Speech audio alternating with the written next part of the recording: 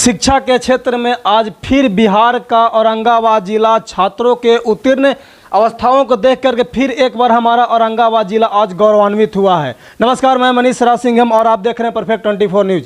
मैं अभी मौजूद हूं औरंगाबाद जिले के ही देव प्रखंड का ये गांव है। कौन सा गांव है?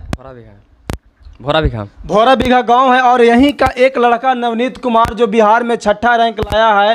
तो आइए आज हम उसी से बात करेंगे कि अपनी वो किस प्रकार से पढ़ाई करते थे और जीरो लेवल से लेकर के इस मुकाम तक पहुंचने के लिए उन्होंने कौन कौन सी परेशानियों का सामना किया है और इस मुकाम तक हासिल किया है। क्या नाम है आपका?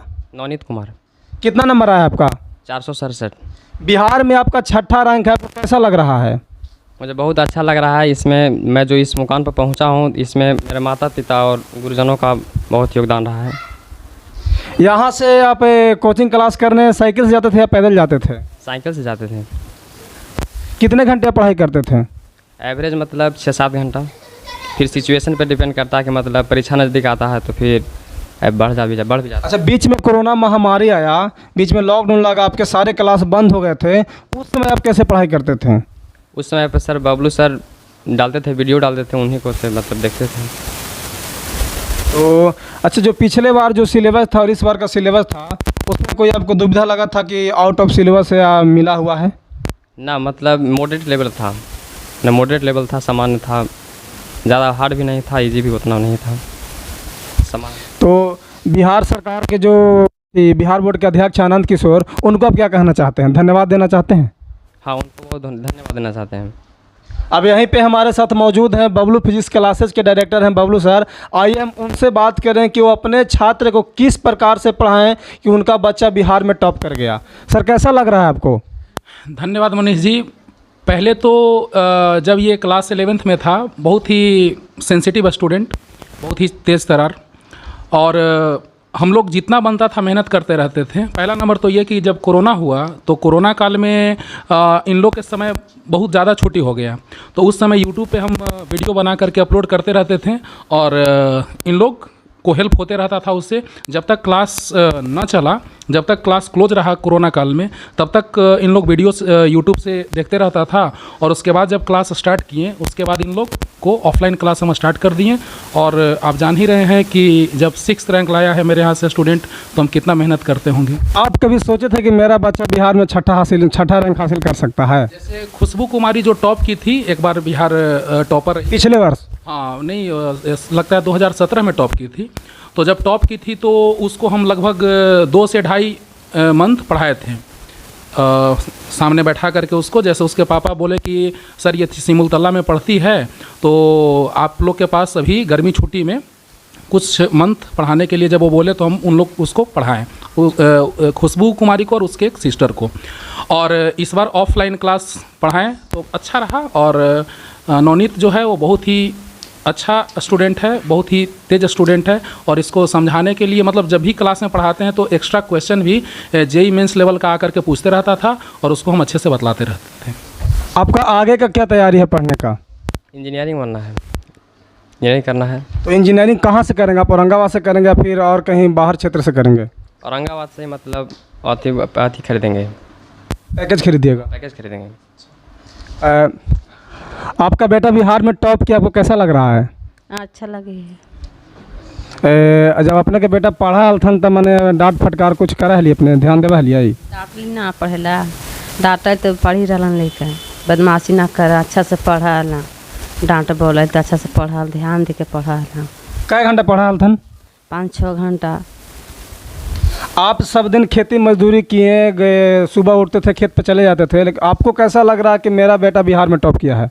वो अच्छा लग रहा है सर। कहने का मतलब है कि जैसे हम पढ़ाए हैं, हमको पास जैसे खेती गृहस्थी है ये है, बेटा अपना शौक से जैसे जैसे कहा वैसे हमको जैसे जुमा वैसे देते चल गए सर। अच्छा, तो आपको मतलब जैसे मान लीजिए कि जब आपसे बेटा पहले बार बोला कि हमको औरंगाबाद बबलू सर के पास पढ़ने जाना है, तो आपके मन में उस समय क्या ख्याल आया था? अच्छा लग रहा था सर। कहे का मतलब कि हम तो जैसे सर के चिन्ह नहीं रहे थे, मगर बोलता था कि हम बबलू सर के साथ जाएंगे, साथ पढ़े।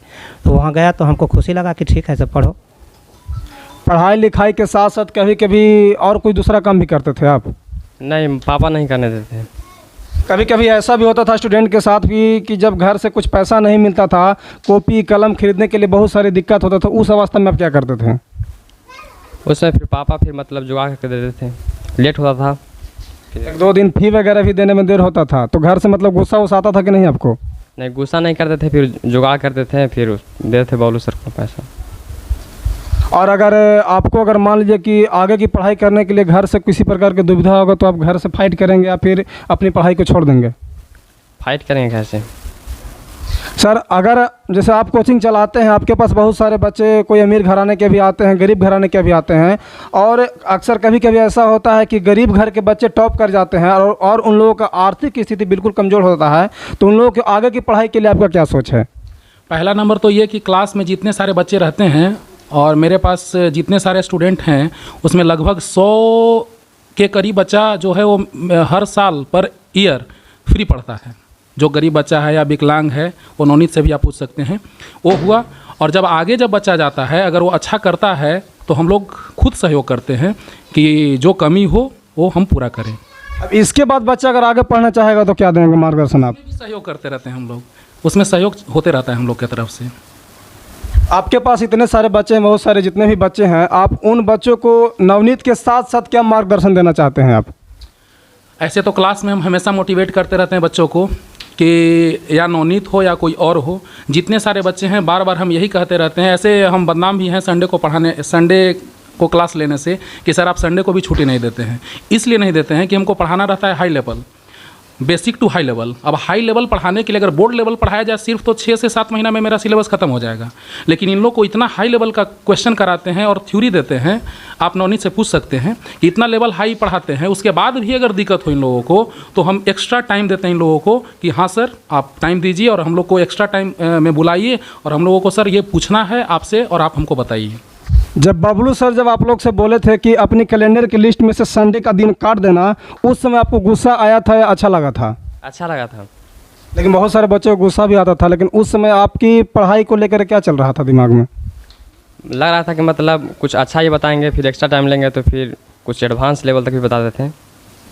जब गरीब घराने का बच्चा जब टॉप करता है ना, तो दिल में हम सभी लोगों की खुशी होती है, गांव घर समाज पूरा गौरवान्वित होता है। आप देख सकते हैं पीछे भी कितनी सारी भीड़ लगी हुई है, क्योंकि एक गरीब घर का एक बच्चा उस क्षेत्र से टॉप किया है जो कभी लोग आगे चल के यह बात सोचे भी नहीं थे कि मेरे घर का बच्चा टॉप करेगा और इस मुकाम तक हासिल करेगा। आइए अब हम यहाँ के गाँव वालों से पूछते हैं कि आपको कैसा लग रहा है कि आपके घर का बेटा टॉप किया है? आपके गाँव का बच्चा टॉप किया, वो कैसा लग रहा है? हमको गाँव के बच्चा बहुत टॉप किया है, बहुत अच्छा लग रहा है। नवनीत कुमार पढ़ने में बहुत अच्छा लड़का था, कभी भी इधर उधर किसी के साथ में घुरता फिरता नहीं था। बहुत अच्छा लग रहा है कि टॉप किया है, गांव का ज़िला का नाम रोशन किया है। कभी आप सोचे थे कि हमारे गांव का लड़का टॉप कर जाएगा बिहार में? इस लड़का को पढ़ाई के मुताबिक मेरा भी महसूस था कि लड़का इंडिया लेवल पर जाएगा। हमारा ज़िला लेवल से भी टॉप कर दिया है और हमारा आशीर्वाद है कि करता ही रहे, मेहनत करे। किसान का बाल बच्चा है, जिस तरह से कठिनाई होता है खेती में, फौजियों को ड्यूटी होता है, उस तरीक़ा से कठिनाई खेती में होता है। उस मेहनत मजदूरी करते हुए ये लड़का मेहनत का पालन किया है पिता और माता का। अगर घर से आगे की पढ़ाई करने के लिए अगर घर से कोई अगर बच्चे का पैसा नहीं जुट पाया तो आप लोग गांव वाला साथ देंगे? एकदम सहयोग करेंगे सर, जितना बनेगा उतना करेंगे सर। धन्यवाद।